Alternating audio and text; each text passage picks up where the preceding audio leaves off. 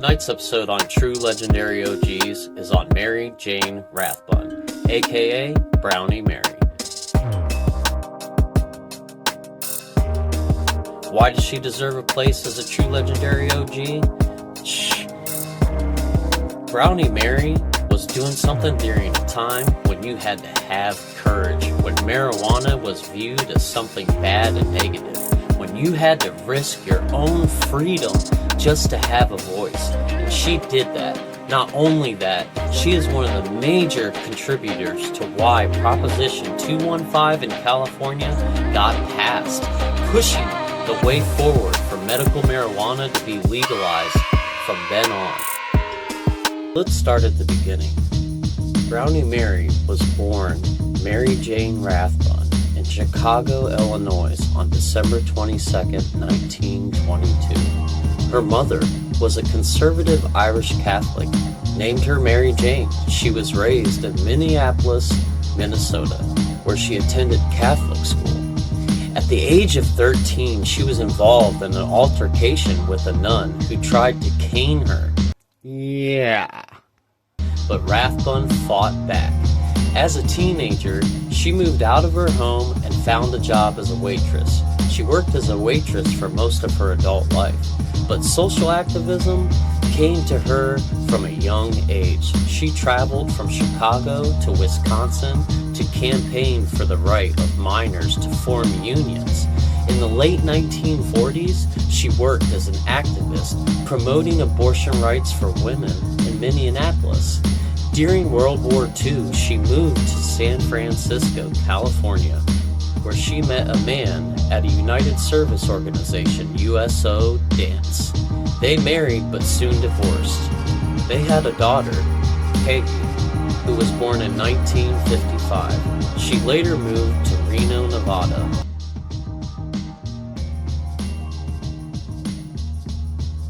But after Peggy was killed by a drunk driver in a tragic accident in the early 1970s, Rathbun returned to San Francisco. Many believe that this happening is what also pushed Rathbun to go even farther and harder for her cause.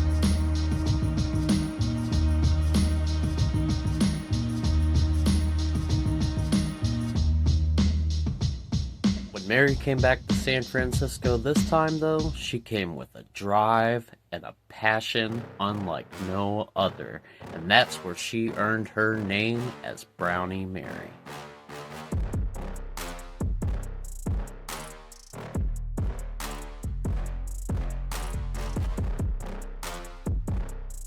I will find another place to bake.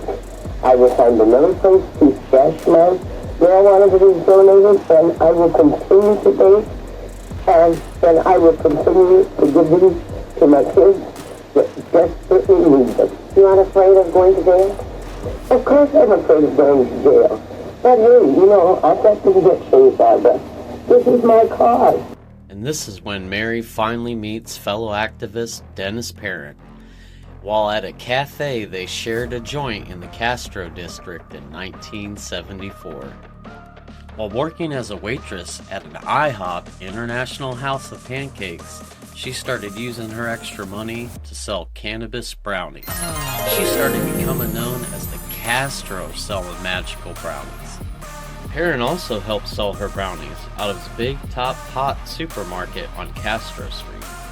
Gotta remember, guys, this is during a time when all this was illegal. Side note, Perrin was even shot in the leg during a raid at a supermarket. Bro. In the early 1980s, she was making over 50 dozen brownies, advertising her original brownie recipe on San Francisco bulletin boards and all over. The community loved her. And like I said, this was during a time where this wasn't accepted. It wasn't even accepted socially. Publicly, not a chance. She was arrested multiple times and still kept doing and fighting her cause until one time she went to court and got probation, but this just led her onto another path of greatness. She ended up getting 500 hours of community service, which she finished in record time in 60 days.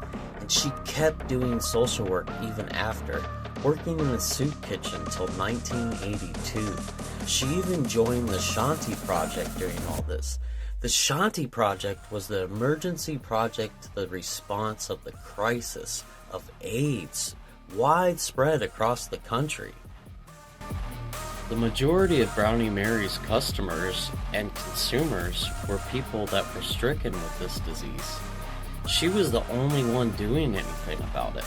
When she started noticing that her brownies were helping them with wasting syndrome, ever since her daughter passed, she had a passion to adopt everyone like they were her kids and treated them like they were. People started donating cannabis to her cause. Just to give you an idea of what time period we're talking about here, the stigma behind cannabis and how people felt and what doctors were saying, here's a video of when she was on the Maury show. Check this out. Yeah, so the point, yeah. They were ingesting it. You know, what are the side effects of marijuana? Yes, there are. Diarrhea and vomiting is one of the side effects of marijuana. It's the last thing you want to give a patient that's wasting away. Same episode of Maury.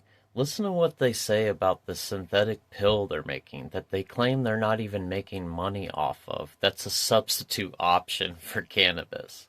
Yes, and the Drug Enforcement Agency says marijuana as such has no medical value, and yet you synthesize a pill called Marinol, and a company is making billions of dollars off of it, when we can have the herb in its natural form. That's not for either. If you synthesize I'm not going to get into a shouting match. That's not shout, Mary. First off, no drug company is making billions of dollars. The fact is, a drug company... Wait a second. Before we react that way, wait a second. The other second, doctor, before we react that way, you as a gentleman, let's let him talk and let's let him defend his position. Go ahead. The point is that this has been around for a long time. They're not making money off it. It's not a billion-dollar maker, and it's also not something that is being purported. A multi-million-dollar maker? $440 million. People in Marinol Red made $440 million last year. They're going to have a whole marketing strategy to increase that. Bro. She had many encounters with the law. She was arrested again, and the charges eventually ended up getting dropped. But just imagine what she was going through at the time. Beginning in 1984, she began volunteering on the AIDS ward, Ward 86, in San Francisco's General Hospital. According to an individual from the hospital, she used to wheel patients to radiology and take their specimens to the lab. In 1986, they awarded her with the Volunteer of the Year Award. And Helen honored her for her 9 years of volunteer service to General Hospital's AIDS ward. Oh, yes, indeed. The issue here is medical marijuana for my kids that I see 100 every Thursday desperately need just to get out of bed, to feel good, to get the munchies, to get rid of the nausea. This is the issue here, not me. Guys, you have to understand something. This is back when doctors and nurses in the hospital wouldn't even touch AIDS patients.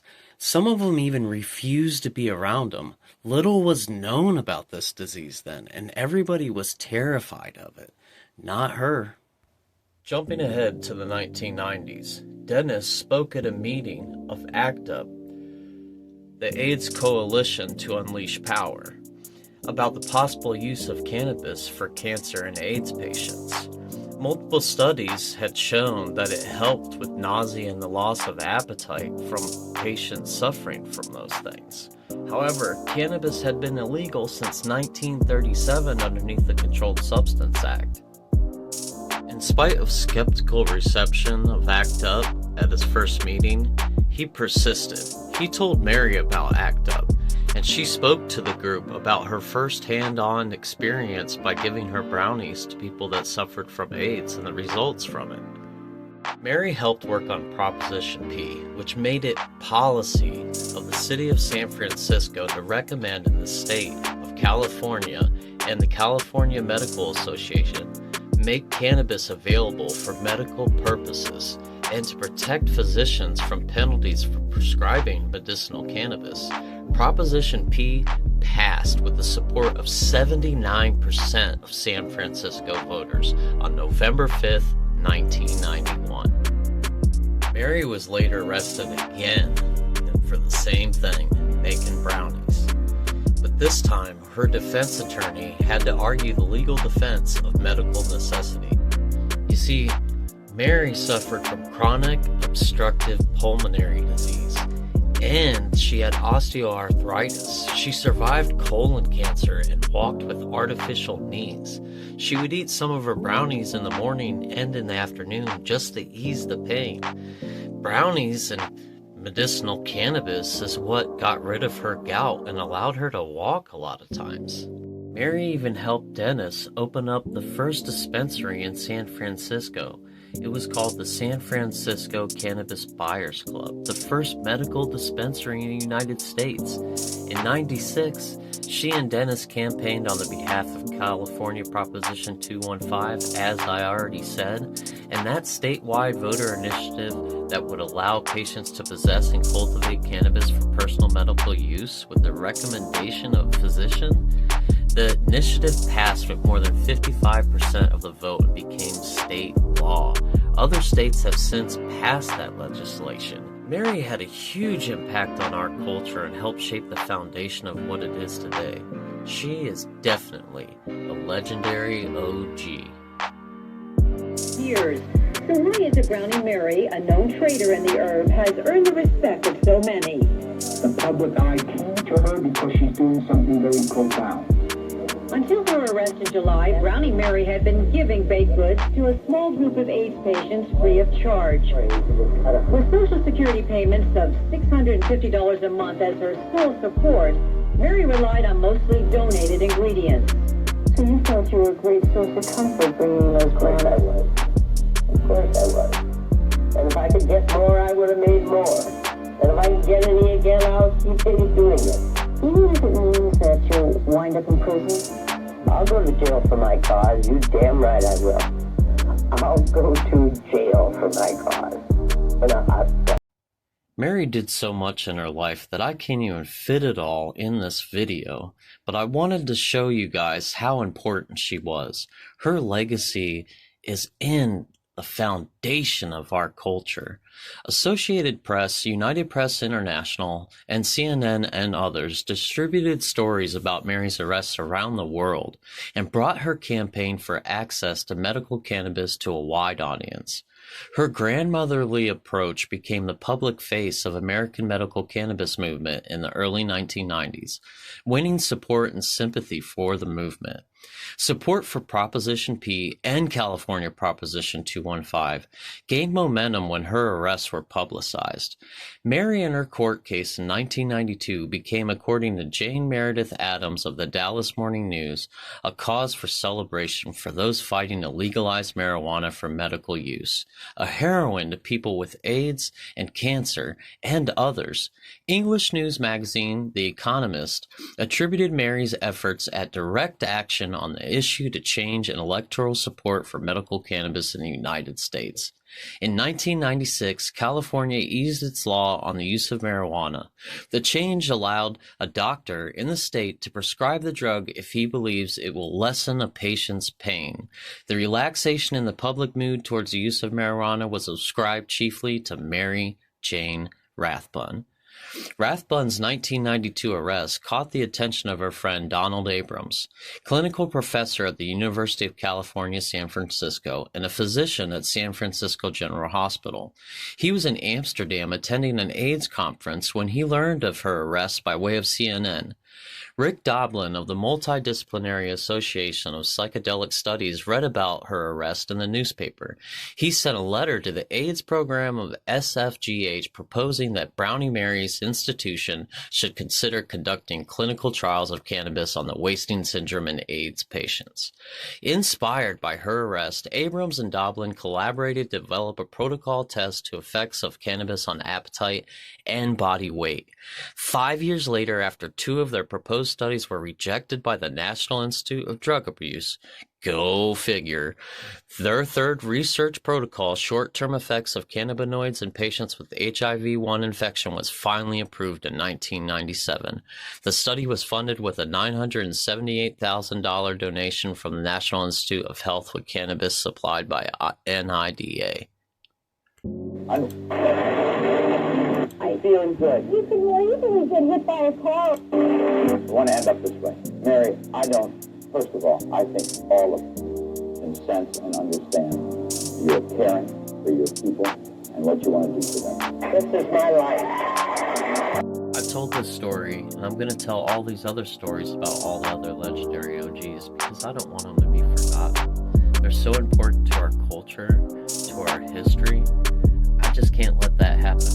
And on that note, everybody stay safe and stay lifted. And I'm going to leave you with some words from Mary herself. How would you like to be remembered one day? Maybe I'll be remembered as a fat little old lady that helped get rid of the stupid marijuana laws. That's okay.